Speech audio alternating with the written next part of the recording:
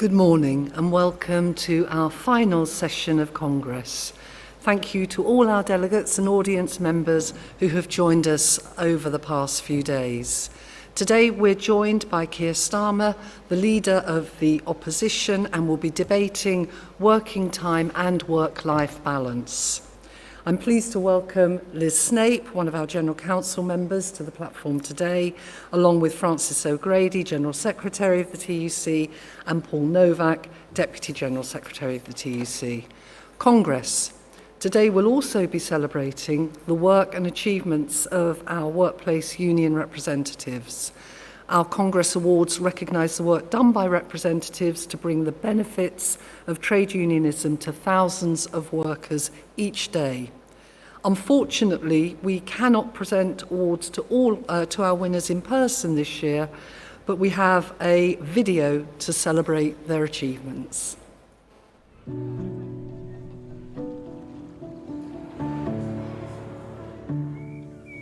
I think it's just got a lot of value to be able to keep learning. I think it keeps, what I say, the mind sharp, but not just that, it's a passion you can share with people. We all have the right to a decent wage and a decent standard of living, and that's what it's always been about. The importance of having a trade union workplace is about collective action. We can do great things if we do things together. Just in the last year, I feel like I've grown so much, and it's purely just from being part of a group of really positive and enthusiastic trade unionists. I've discovered confidence and skills that I never knew I had.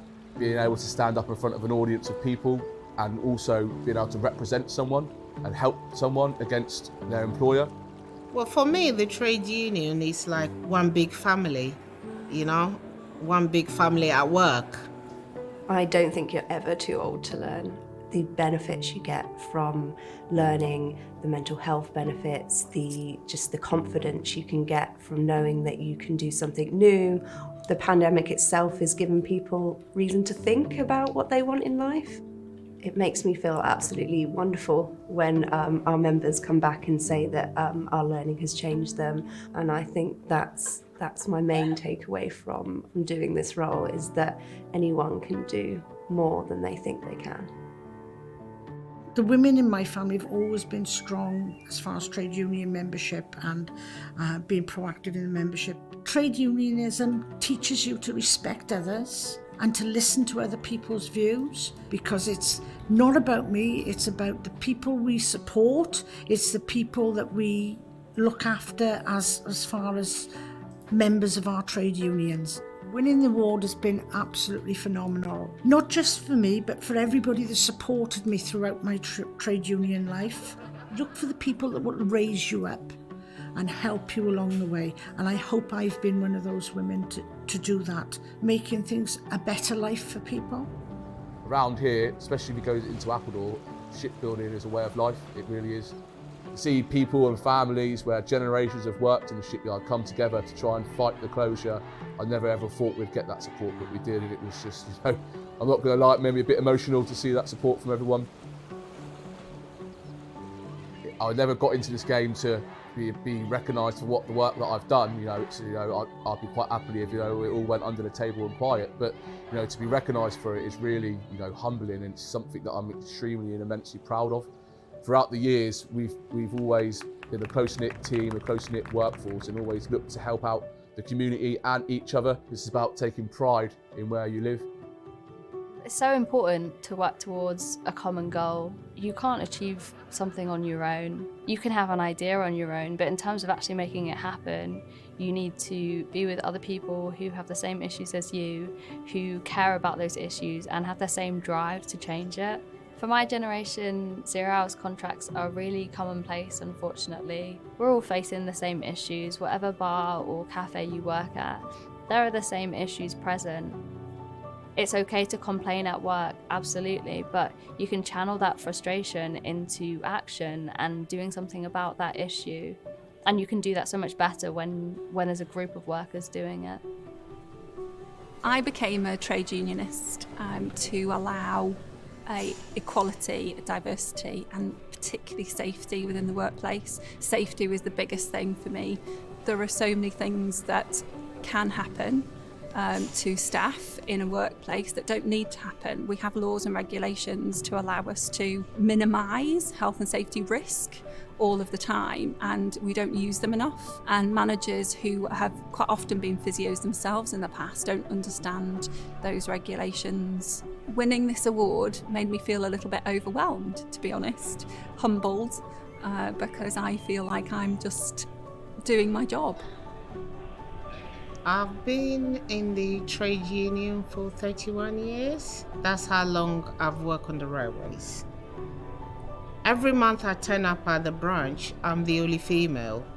Those ladies in the depot who were not in the union, I started talking to them and encouraging them why it's important to be part of the RMT.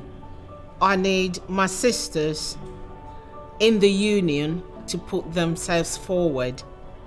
We deserve to be in the higher places as well. So I don't want to be the first or the last from the Southeast region who has taken this position.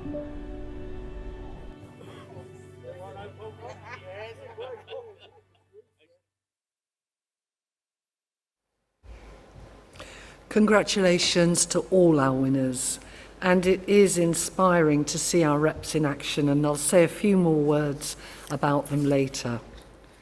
Colleagues, I'd now like to invite this morning's keynote speaker, the leader of the Labour Party, Keir Starmer. Over the summer, Keir has begun to set out what a Labour government would do to improve workers' rights, promote decent jobs, and ensure everyone has fair pay, dignity and respect at work. We look forward to hearing more from Keir today about his vision for the country and the contribution unions can make as we look ahead at the enormous challenges we face. Keir, I invite you to address Congress.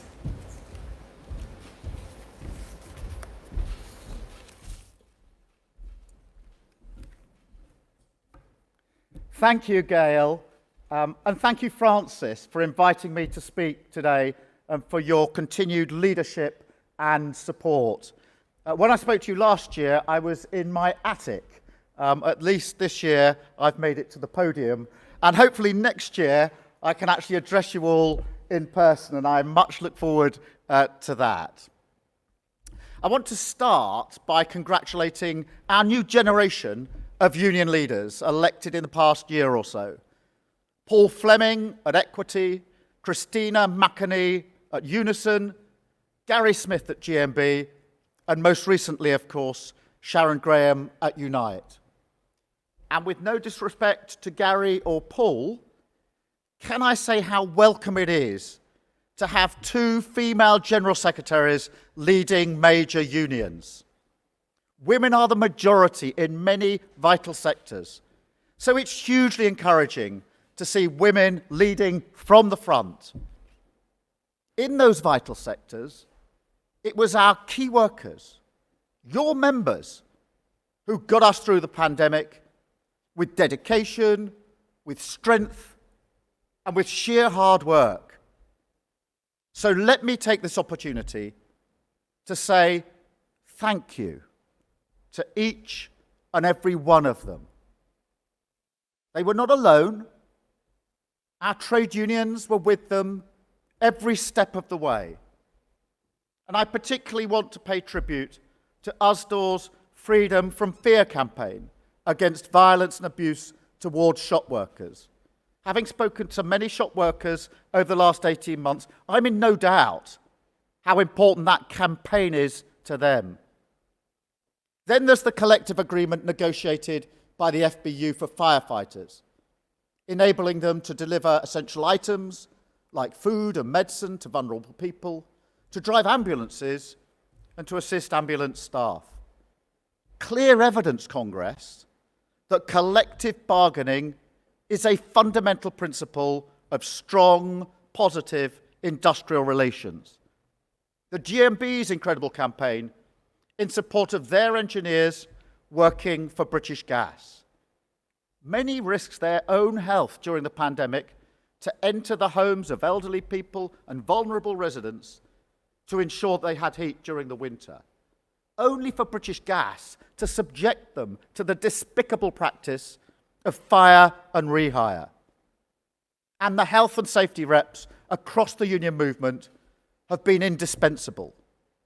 They've ensured safety at work at a time when guidance from the government has been confused and contradictory.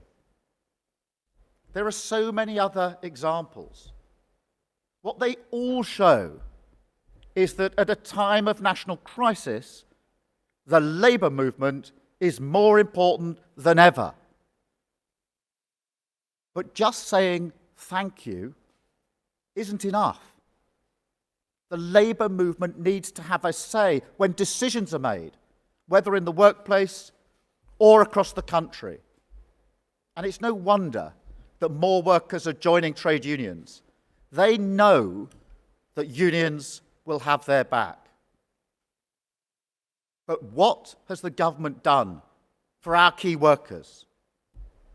1 in 10 at risk of fire and rehire. A cut of £1,000 a year in the incomes of working families on universal credit. A broken promise on national insurance, raising taxes on working people. Inadequate sick pay, putting workers in the impossible position of choosing between going to work and feeding their family or isolating at home and protecting our public health. And an unjust pay cut for our key workers in the public sector. Carers, teaching staff, police officers. This is the thanks you get from the Tories. The government wasted billions of pounds of taxpayer cash on dodgy contracts, on vanity projects, and giveaways to their mates. They cut stamp duty for second homeowners, super tax deductions for the biggest companies. They're putting up taxes for Amazon workers, but allowing Amazon to squirrel profits away in tax havens. All while we see record numbers of children in poverty, 3.6 million workers in insecure work, wages down £1,000 in real terms over the last decade. After everything we've been through and everything workers have done for this country over the last 18 months, this cannot go on. Let me set out what I would do. I would deliver a new deal for working people based on security at work, quality jobs, a fairer economy, opportunity for all, and work that pays. Taken together, it would transform working life in Britain and make it the best place to work. And can I take this opportunity, Congress, to thank our affiliated unions for working with Andy MacDonald and Angela Rayner over the last 9 months to develop this vision for a better future. When I think about a new deal for workers, I think about my dad. He worked on the factory floor all his life, going to work at 8 in the morning, back for tea at 5, back to work 6 to 10 o'clock at night, 5 days a week in, week out. He did that to provide for our family. So the starting point is a job to raise a family on. And that means a living wage. Labour would immediately increase the minimum wage to at least £10 an hour. For a carer on the minimum wage, that's an immediate pay rise of £2,500 a year. We would also ensure a greater role for unions in boosting pay with more workers covered by collectively agreed deals. Next, we would tackle insecurity and uncertainty at work. A job you can raise a family on must offer a solid foundation on which you can build your life, not worrying about how many hours you'll be given the next week or how you'll pay for the bills if you fall ill. Labour's New Deal will provide that security by ensuring basic rights for all workers from day one in the job, including holiday pay, protection from unfair dismissal, and guaranteed sick pay. We have one of the lowest rates of sick pay in Europe. That's not good enough. So as well as guaranteeing sick pay, Labour's New Deal will increase it as well. Better paying conditions must come with job security. That's why we will ban 0 hours contracts and replace them with regular contracts which actually reflect the hours normally worked. Raising a family is also about being there. That ought to mean parental leave for all workers and the right to flexible working. These rights should be there from day one in employment, and that's what our New Deal would provide. Dignity at work, the theme of this Congress, runs through our New Deal. This is personal to me. Despite being a skilled toolmaker, throughout his working life, my dad thought that people looked down on him because he worked on the factory floor. He was right about that. I spent the summer visiting workplaces up and down the country, meeting apprentices who are proud of the skills they've developed and of the work that they do. We should share that pride. The next Labour government will strive for better prospects and dignity for all workers, not just those with a degree. That starts by creating quality jobs across our country. That's why at the heart of our plan to buy, make and sell more here in Britain, bringing supply chains back to the UK, trade deals which deliver for British businesses and workers, and more public contracts should go to British companies, big and small. Just look at the wind industry. From the bifab manufacturing yards of Fife, you can see the wind turbines. But rather than being made in Scotland, they're shipped in from places like Indonesia, 7,000 miles away. A towering symbol of the government's failure to plan for the future, to back British manufacturers, and to deliver jobs. Labour would take a very different approach. Alongside our New Deal for working people and our plan to buy, make and sell more in Britain, we would have a Green New Deal for our economy. That starts with £30 billion worth of investment to create 400,000 jobs in manufacturing and low-carbon industries. We can tackle the climate crisis and deliver more well-paid, skilled jobs at the same time. But you can't do that by taking the Tories approach, burying your head in the sand and leaving it to the market. We saw where that leads in the 1980s. Mass job losses, communities destroyed, jobs exported. That's why, as a young lawyer, I worked with the NUM in court to prevent the Tories' pit closures. And it was utterly shameful of Boris Johnson to make jokes about shutting down coal mines. Doesn't it just show you how out of touch he is as Prime Minister and why he can't be trusted to manage economic change? His party is raising taxes on working families. Labour is the party of working people. Now, Congress, when it comes to dignity at work, there's no greater threat than fire and rehire. A cheap trick to get around the law and cheat workers out of the pay and conditions that they have earned. It's no surprise to see a boom in this practice after a decade of Conservative governments undermining workers' rights, cutting enforcement, and allowing insecure work to spiral. Labour is standing shoulder to shoulder with the unions on this, campaigning against this unfair practice. We've arranged debates in Parliament. We've put down amendments. And Labour MPs have fought to introduce the legislation to ban fire and rehire. But I'll be blunt with you, Congress. We haven't been successful yet. And that's because we're in opposition. The uncomfortable truth is that until we have a Labour government, our demands for change will be frustrated. Yes, as trade unions, you will continue to win important victories in the workplace. And a good thing too.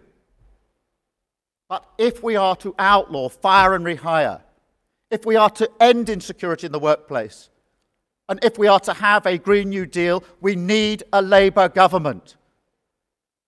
Look at the principle written into our Constitution. By the strength of our common endeavour, we achieve more than we achieve alone. You know that to be true when it comes to the workplace. It's why Unite was able to stop the fire and rehire of British Airways workers. It's why the GMB won its historic deal for Uber drivers. The principle is just as true in politics. It's why our party was created by the trade unions. It's why the Labour Party will always stand with the trade unions, and it's why we will always need the trade unions to stand with us. We have an obligation to unite and to work together. If we do, we can take on this right-wing government. We can win the next general election and deliver the transformational change working people so desperately need. Let's do it, Congress. Thank you.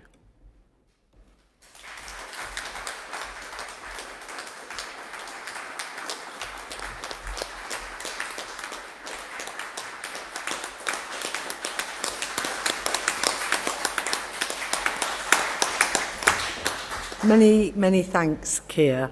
We look forward to working with you and to your team to ensure that Labour continues to offer a genuine transformative agenda for people at work and in our communities across every part of the country.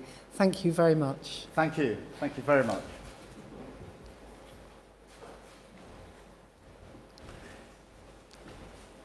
Colleagues, I'll continue with the business of Congress, and we're looking again at Congress awards.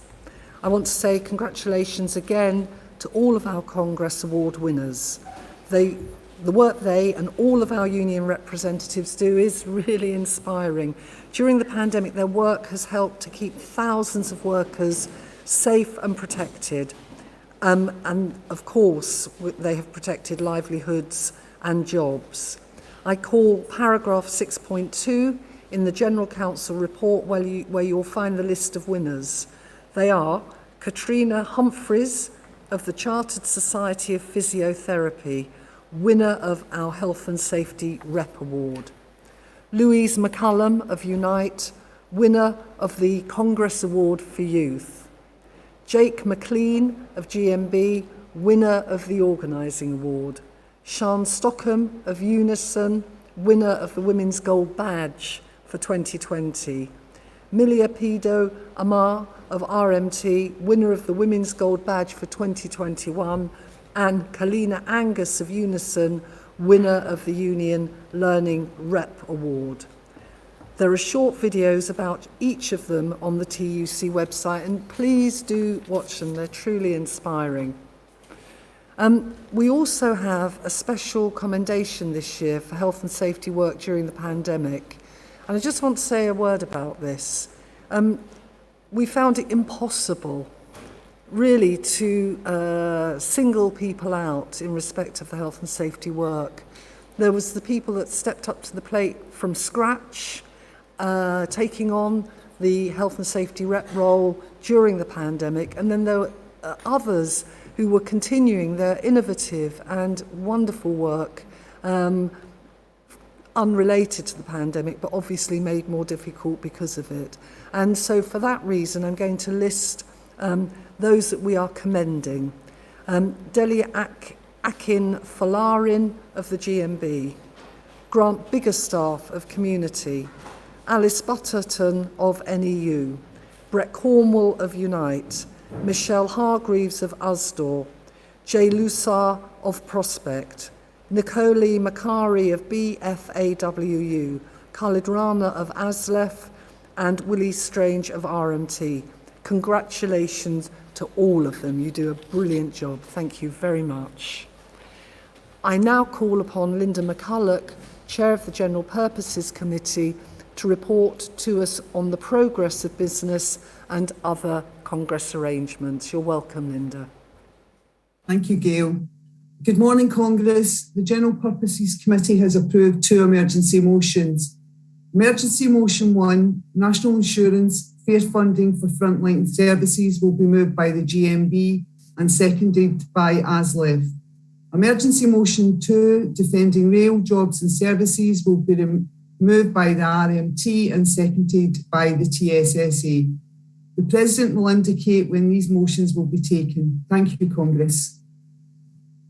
Thank you, Linda. The GPC's report is agreed. Congress, as Linda has reported, the GPC have approved 2 emergency motions. Emergency Motion 1, National Insurance, fair funding for frontline services. Emergency Motion 2, Defending Rail Jobs and Services. I will take these motions after all scheduled business today. Therefore, I'll take debates on Composite Motion 18, on Composite Motion 6, and I'll then formally move outstanding motions and then take debates on our 2 emergency motions. So, colleagues, we continue with Section 2 of the General Council report on the economy. As we did yesterday, those moving a motion will have 5 minutes to speak and everyone else will have 3 minutes.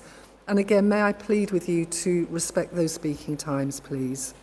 To all of our speakers, please could you make sure that your own name is displayed on your Zoom account so we're able to find you and bring you in on screen.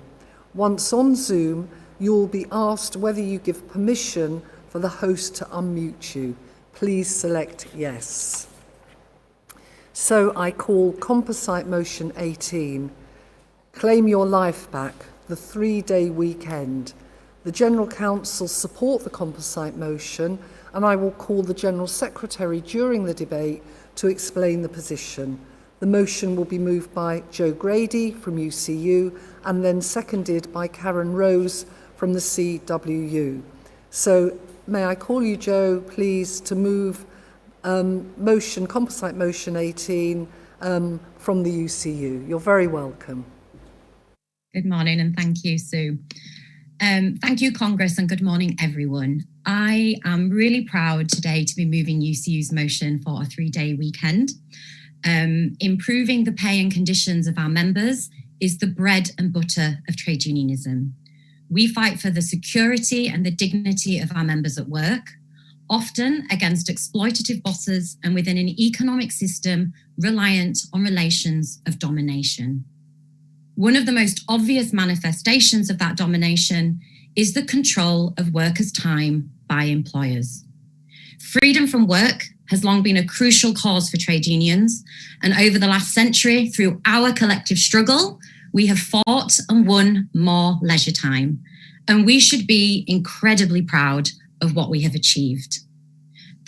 The weekend, the 8-hour day, and the right to paid holidays.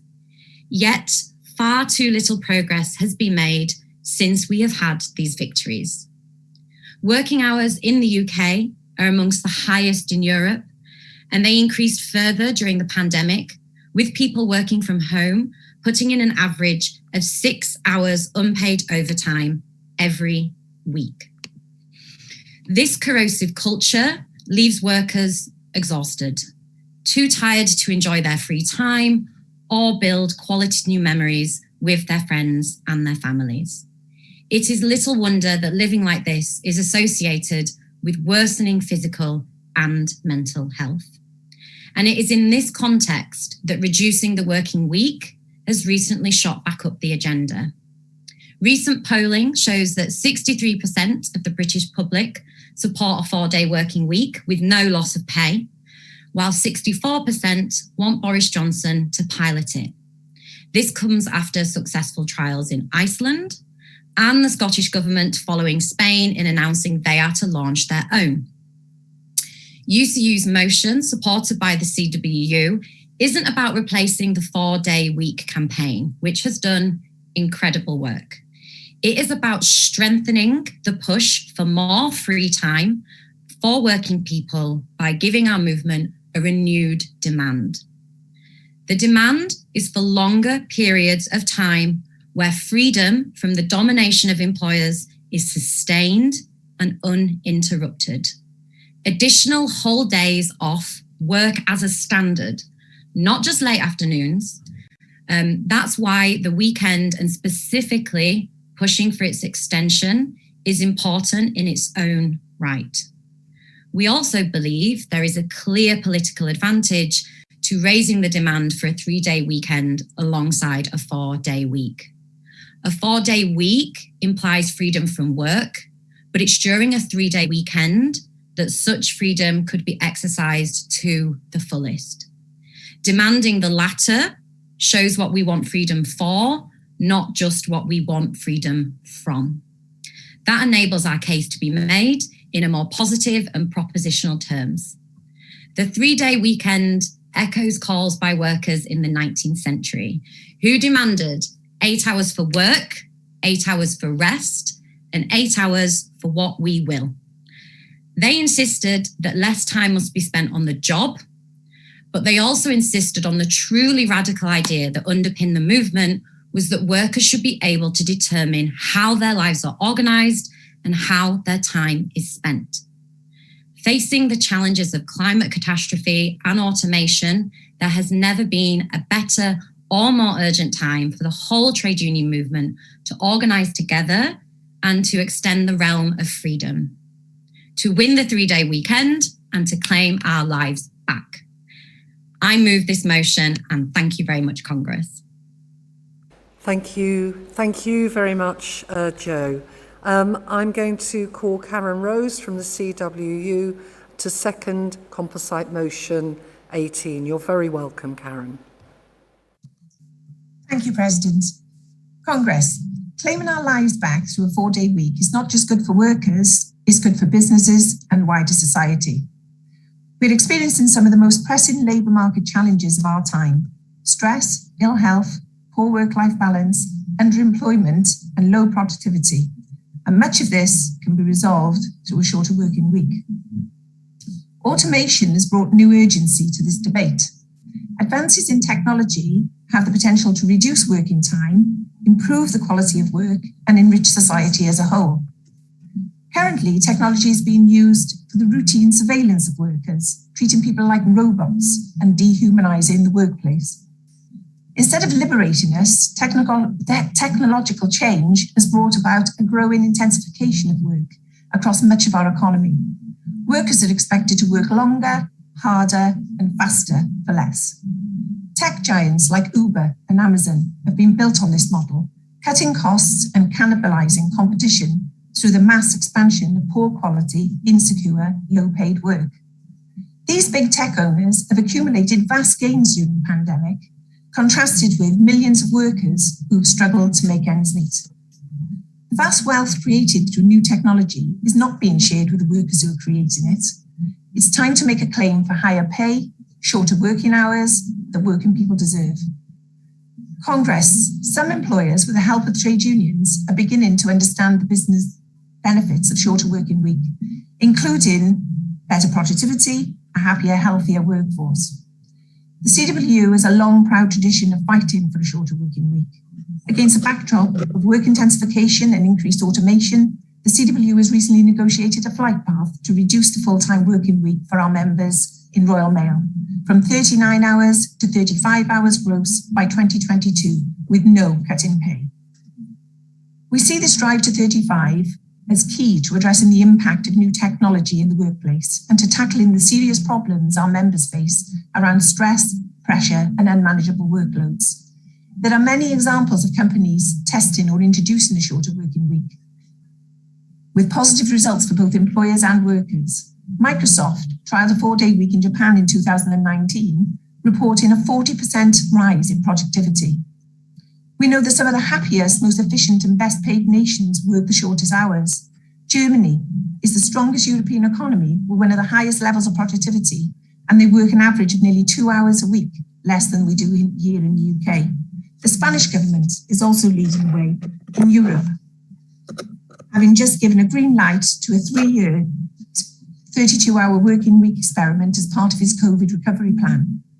Westminster has been reluctant to follow suit, and it's time for us to force change. Let's support this motion and campaign to make the shorter working week with no loss of pay a reality for everybody. I second. Thank you very much indeed, Karen. I'm now going to call a speaker in support, Mick Lynch from the RMT. Mick, you're very welcome. Congress, there's an unarguable case for shorter working hours and more quality time off. This should include longer and extended weekends and the right to a 4-day week. For shift workers, we believe that a 32-hour 4-day week is now essential to relieve the burden of intensive rostering and shift working, high pressure working practices and intensification for improved health and well-being, along with a reasonable work-life balance for our members. It also benefits family and community life, and it is essential that we win this battle and that shift workers can come out of the shadows and enjoy to the full quality time off away from the workplace in meaningful blocks so that our members get the real benefits of rest, relaxation and downtime. So we call on Congress to support the composite and commence cross-industry campaigns as set out in the motion. But we add this important proviso. We demand shorter hours and quality time off, but not at the cost of our hard-won conditions and pay. So shorter hours, but no dilution of pay, conditions, pensions, and working practices as a consequence. Shorter hours and quality time off can lead to more jobs and a better work-life balance for everyone. Let's put that demand at the centre of our work and build the campaign for extended weekends and the 4-day week. Please support Composite 18. Thank you very much indeed, Mick. I'll now call our General Secretary, Frances O'Grady, to reply. Thank you, President. The General Council's position is to support with this explanation. The TUC has been campaigning for shorter working time with no loss of pay throughout our history. We made the demand for the 4-day week a central part of our 150th anniversary Congress. The composite motion specifically makes the positive call for a campaign for a 3-day weekend and a 4-day working week. In supporting the composite, the General Council also recognises that for some unions, shorter working time with no loss of pay may also include demands for a shorter working day, more paid holidays, and so on. Thank you. Thank you very much indeed, Frances, and thanks to all of our speakers. As there's no opposition, the composite motion is carried. I call paragraph 2.1, 2.2 and 2.4 to 2.7 and composite motion 6, right to food. The General Council supports the composite motion. The motion will be moved by Sarah Woolley from the BFAWU and then seconded by Annette Mansell-Green from the BDA. Sarah, may I call on you to move composite motion 6, please? You're very, very welcome.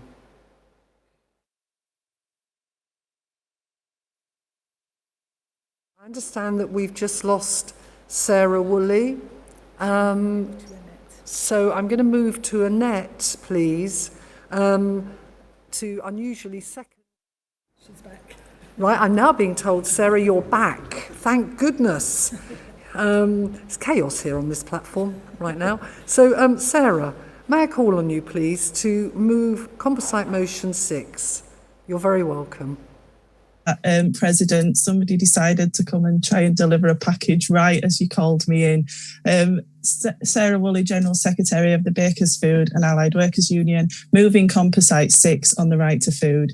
We know hunger in the UK is not a new problem, and that Tory austerity policies have fuelled the rise of Food Bank Britain as living costs soar, whilst pay has been cut and the social security net, safety net has been dismantled. The last 12 months dealing with the pandemic has brought into the public domain the hidden daily struggles of many, many people. And although we know the true scale of the issue is not definitively known, we do know that it is rising at an alarming rate, and more working people are reliant on food charities to feed themselves and their families. This is why we need to enshrine the right to food into law, to make decent, nutritious food truly accessible. We need to make it affordable, healthy, safe to eat, and fairly produced by well-paid, unionised, protected staff throughout the food industry. Because some of the findings of our Right to Food survey are quite frankly shocking. 40% of respondents have eaten less than they thought they should have through the pandemic due to a lack of money. 19% told us that there'd been a time during the pandemic where their household had actually run out of food due to a lack of money. Over 35% have said that they have gone out without enough food to make sure others in the household could be fed properly, and 1 in 5 relied on food from a friend or a relative to provide meals. And even more reported that they were concerned about running out of food. And these are the people that have worked throughout the pandemic, feeding the nation. Yet our survey suggests that food insecurity is a significant issue for workers in our industry. Worrying about not being able to feed yourself and your family should not be something anyone has to go through, let alone through a global pandemic where there's been more than enough to worry about, including the COVID risk to individuals and their families when having to work throughout, the uncertainty of work and wages because of the impact of the pandemic, the wider impact of lockdown measures, and also mental health concerns. The report findings are based on experiences in the most part from staff who have not been working from home the past year, 18 months. They are from workers who are going out every day to ensure that shelves can be stocked and fridges can be filled. Workers who feel, and I quote, that the pay is terrible everywhere in these roles, but to be honest, it's just not good enough to cover the bills, and food, it's just not enough. I'm frightened for my job security, and it's hard to juggle work and homeschooling. It's taken its toll on me mentally. And the public doesn't seem to be aware how many people, even now, don't wear masks, don't distance, don't sanitise their hands, and how we, workers, don't feel safe serving them. No one should go without food in the 6th richest country in the world, yet shamefully too many food workers are struggling to earn enough to purchase the very food that they produce. The pandemic has shone a light on the real key workers in this country, not the bosses, not the shareholders or the millionaires, the people on the front line, those struggling to make ends meet whilst propping our country up through the toughest 18 months any of us have ever experienced, and we can't allow them to be failed any longer. If you've not seen our report, please look on our website. We need to work together across the trade union movement, supporting Ian Byrne's Right to Food campaign to ensure that the right to food is enshrined in law. Because we can't leave it to the National Food Strategy alone. It isn't radical enough to make the changes we need. Please support the Composite. Thank you very much indeed, Sarah. And by the way, that's happened to all of us. If I can call on Annette Mansell-Green, please, of the BDA, to second Composite Motion 6. Thank you, President. Congress, Annette Mansell-Green, delighted to be given the opportunity to second this important motion. Congress, since 1976, the government has been required under the International Covenant on Economic, Social and Cultural Rights, that's Article 11, to secure the human right to adequate food for everyone in the UK.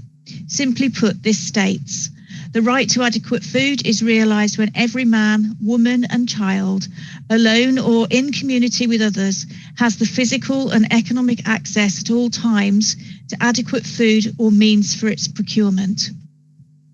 Congress, despite this, increasing numbers of people are in or at risk of food poverty, with millions in the UK, including many children, struggling to access a sufficient and nutritious diet.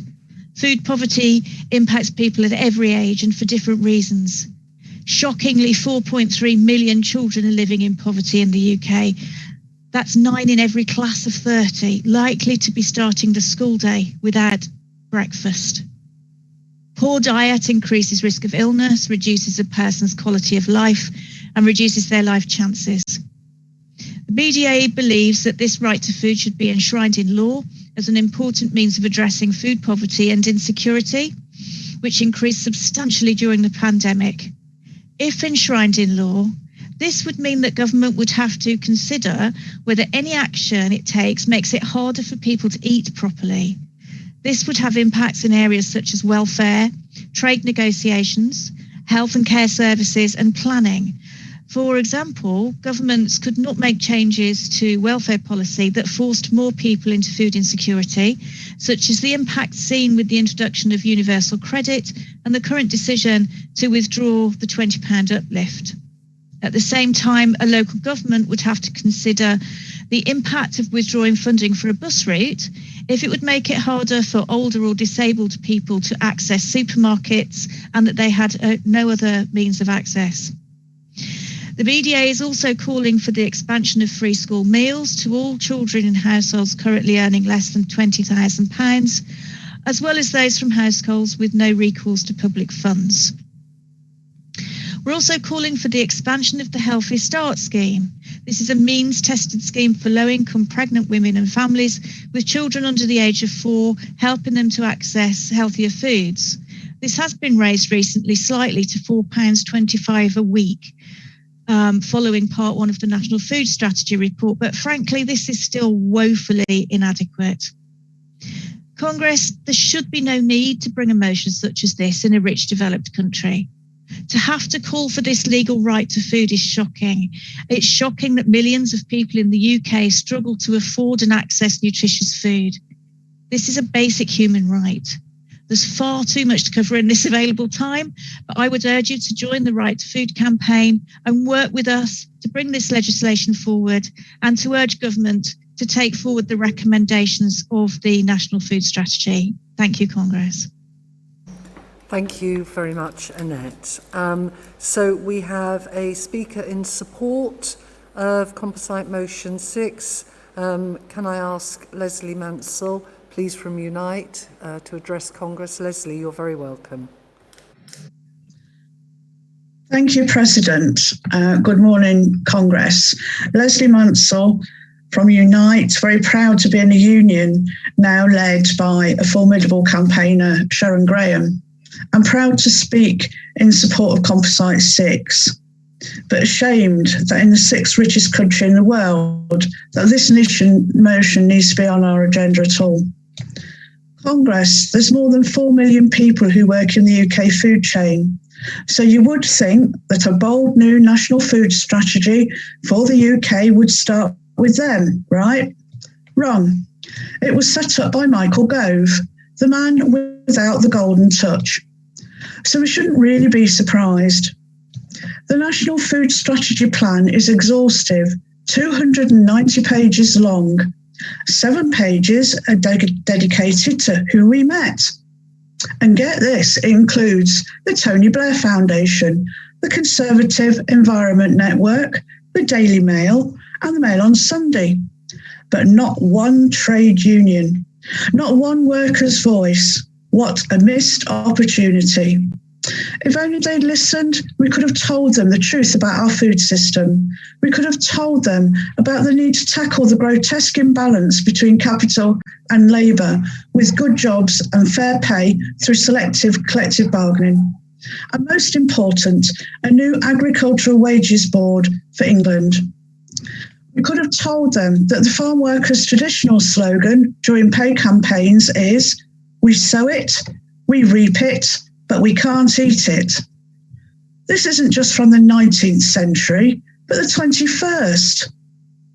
And the right to food applies to low-paid workers from plough to plate, from field to fork, and to all our members in food and farming, hospitality and retail. We will tell them a once-in-a-generation national plan for a healthy and sustainable UK food system relies on our members to make it work. So listen to us. The National Food Strategy is for health, environment and fairness. Let's start to tackle obesity by taking down the greediest, fattest fat cats who exploit the global food system and suck life out of the planet as they go. I work in the NHS and we're dealing with increasing levels of people with obesity and malnutrition. You'd think opposite ends of a spectrum, but both have long-term impacts on health. Our members in the food system have given their all during the pandemic. Some lost their lives. We all deserve better than this. Congress, I urge you, please support the campaign, please write to your MP and please support the motion. Thank you for listening. Thank you, Leslie, and all speakers in that debate. As there's no opposition, the composite motion is carried. Due to Congress being online this year and over a reduced period of time, we've not had time to debate all our motions, so I'll now formally move the outstanding motions. Section 2 of the General Council report, the economy, I call motion 23, a new deal for self-employed workers submitted by Prospect with an amendment from Community. The General Council support the motion. I call paragraph 2.3 and motion 24, government's betrayal of key workers, submitted by RMT with an amendment from CWU. The General Council support the motion. I call paragraph 3.3 and motion 25, Westminster Government attacks on firefighters' rights, pay and conditions, submitted by FBU. The General Council support the motion. I call motion 27, flexible working and workers' rights, submitted by Accord with an amendment from FDA. The General Council support the motion. I call paragraph 4.8 and motion 28, Build Back Fairer, submitted by Nautilus. The General Council support the motion. I call motion 29, Transport for London's broken funding model, submitted by TSSA with an amendment from RMT. The General Council support the motion. I call motion 30, Auto Enrolment and the Lowest Paid, submitted by Aegis. The General Council support the motion. I call motion 31, Universal Credit, submitted by USDOR. The General Council support the motion. From section 4 of the General Council report, Good Services, I call paragraph 4.2 and motion 61, the state of school buildings, submitted by the NAHT. The General Council support the motion. I call paragraph 4.6 and motion 62, Standards in Public Life, submitted by FDA. The General Council support the motion. As there is no opposition, these motions are all carried and can be found in your agenda. So I now move to our final debates of the day. I call Emergency Motion 1, National Insurance, Fair Funding for Frontline Services. The General Council support the composite motion, and I will call Christine McInerney during the debate to explain the position. The motion will be moved by Linda Mercer from GMB and then seconded by Simon Weller from ASLEF. Linda, may I call on you, please, to move Emergency Motion 1 from the GMB? You're very welcome. Thank you, President. President Congress, Linda Mercer, GMB, moving the Emergency Motion 1 on National Insurance, Fair Funding for Frontline Services. Congress, thank you firstly to the GPC for approving this emergency motion for debate and to you, President, for prioritising the motion. Parliament's vote to raise national insurance rates was a cowardly and disastrous decision. Unlike just about any other tax, national insurance rates go down the more money you earn. This is not a one-off payment. This is not in isolation to other financial pressure. This hike will put more financial strain on ordinary people who have been paying the price of conservative economic dogma for the last 11 years. A decade-long austerity programme of cuts to vital services that we are now having to reverse and refund. Pay freezes in the public sector and in the private sector. A tax on workers' terms and conditions such as fire and rehire, and unrelenting rises in the cost of living. This is what we have to endure, and this tax on workers is another kick in the teeth. Care workers are some of the lowest paid in our economy. They won't be receiving a penny more in pay, but they will be paying an extra £150 a year. This is a price that many simply cannot afford. Paramedics will be paying an average on extra £437 a year. It all adds up and it all makes life more difficult. The hike in national insurance seems less about funding services and more about shifting the cost onto those affected by years of successive Tory cuts. Congress, adding insult to injury, doesn't even cut it. And by doing so, this government has shown whose side they're on. We are told we live in a meritocracy where hard work and dedication will be rewarded. But it turns out we live in a chumpocracy. Sorry,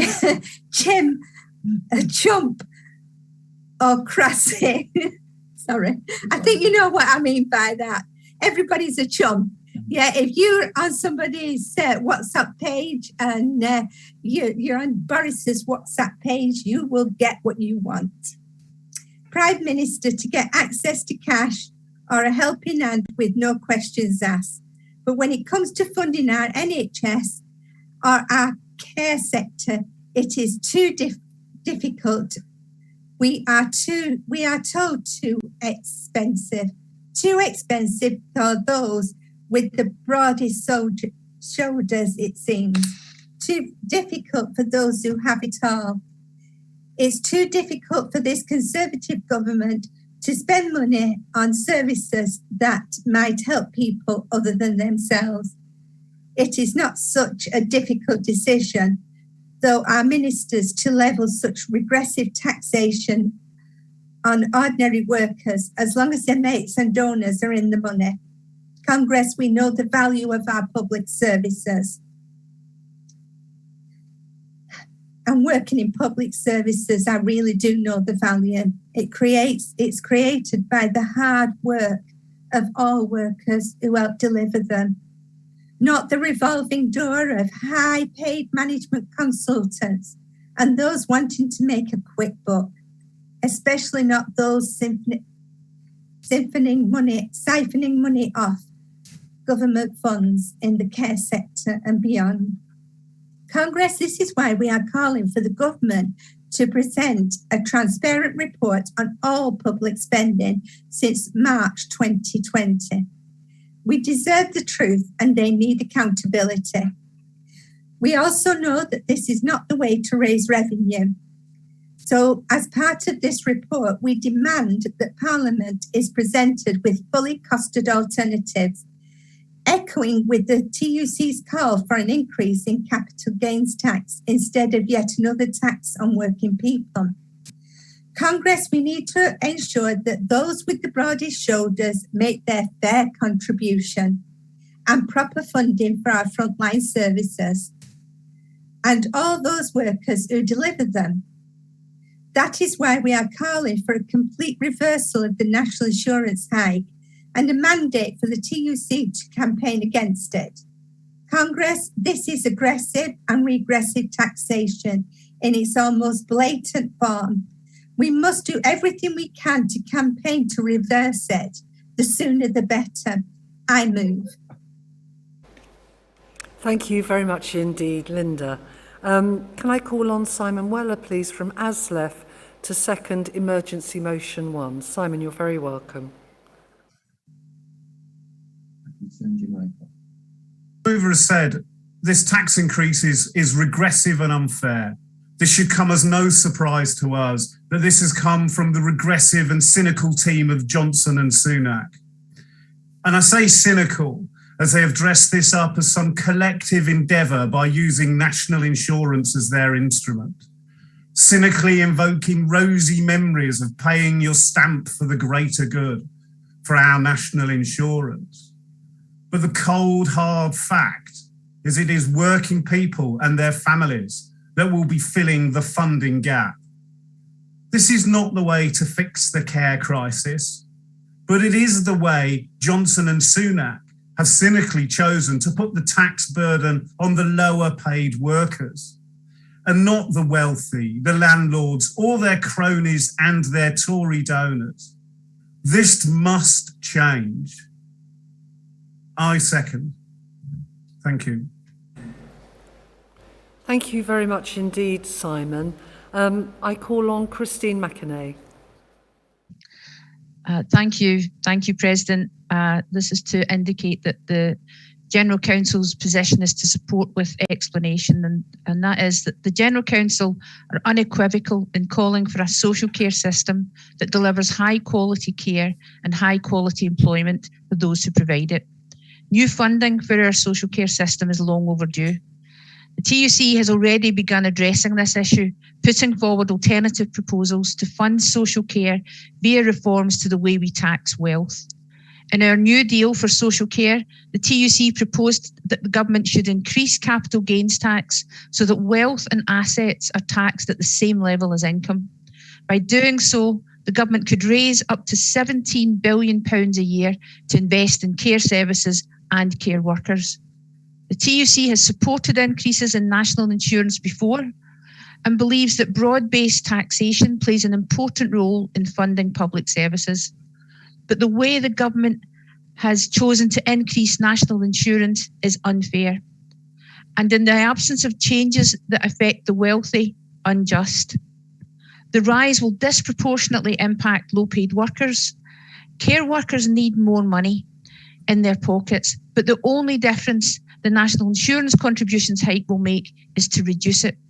The TUC will continue to campaign for a new funding settlement for social care, paid for by reforms to our tax system that ensure those with the broadest shoulders pay their fair share, for fair pay and working conditions for care staff, and in line with our vision for a comprehensive socialised care system. Thank you. Thank you very much indeed, Christina, and to all speakers. As there is no opposition, the motion is carried. I call Emergency Motion number 2, Defending Rail Jobs and Services. The General Council support the composite motion. The motion, it's not a composite, but anyway, the motion will be moved by Mick Lynch from the RMT. Mick, you're very welcome indeed. Apparently, Mick's, we've lost him. He's there in the ether somewhere, but he's not with us at the moment, and we have a formal seconder. So I'll sit here and filibuster for a moment in the hope that Mick may join us. No, he's not with us yet. Shall we do the next page? So I'm going to, on the advice of the General Secretary, and that's just in case it all goes horribly wrong, take the next page. So Congress, we now move to section 6 of the General Council report, TUC administration from page 68. I call paragraph 6.1 and 6.3 to 6.7. Could I draw your attention to appendix 3 from page 86 of the General Council report, which is the TUC accounts. Congress accepts the accounts as set out in the appendix. I call appendices 1, 2 and 4. Delegates, that now concludes the formal business of Congress, and Congress accepts the General Council report. However, I'm now going to pivot back to emergency motion 2 in the hope that we have Mick Lynch online to move emergency motion 2. No, we don't. Okay, the technicians are saying we don't have Mick. Look, colleagues, what I'm going to do is I'm going to move emergency motion 2 in the absence of Mick. It's been formally seconded by TSSA. Yes, we can go to Oh, no, we can go to Mick. Mick, you've robbed me of the limelight. So, Mick Lynch from RMT, can I call on you to move emergency motion 2, please? You are really welcome. I do apologise. Technology got the better of me. Anyway, Congress, rail workers are facing an onslaught of attacks on jobs, pay and conditions, working practices and on their pensions, while the passengers face a potential 4.8% hike in fares, coupled with permanent cuts to the services they receive. This is all happening under the smokescreen of the COVID crisis. And as in most other industrial sectors, they are trying to push through permanent detrimental changes to services and our members' working lives. The Tories have finally accepted that their privatised model of rail has failed in creating Great British Railways in the recent white paper. But they have missed the opportunity to take the obvious and logical measure of creating a publicly owned railway running the interests of the people, the new economy and the environment. Instead, they intend to spoon feed the train operators' profits through guaranteed service contracts while cutting back on the much needed investment for a modern public railway that can help with road congestion and carbon emissions. This is no way to run a railway or an economy. Instead of investing and building for the future and cutting out the hated privateers, the Tories have chosen to attack rail workers who have been praised as heroes through the pandemic. They are proposing the same measures on National Rail as they are on London Underground and TfL, where the Labour Mayor Khan has been taken captive by the Tories and will undoubtedly try to deliver the agenda of cuts directed by the Department for Transport and the Treasury. Our motion calls on Congress to fully support the rail union affiliates in our campaign to prevent redundancies and protect services, terms and conditions and pensions. I also have to tell you that for the RMT, this may mean a programme of sustained industrial action on Network Rail, the train operators and London Underground. And for the RMT, what goes for rail goes for the other sectors. So we are prepared to campaign and fight via industrial action if necessary in bus, rail freight, road transport, maritime and the offshore sectors where we can. We hope the movement will join us in these campaigns. It is time for the trade union movement to stand up and lead the workers. The politicians won't do it. The Labour Party is reported by some as becoming irrelevant to millions of working class people, even in the traditional Labour heartlands.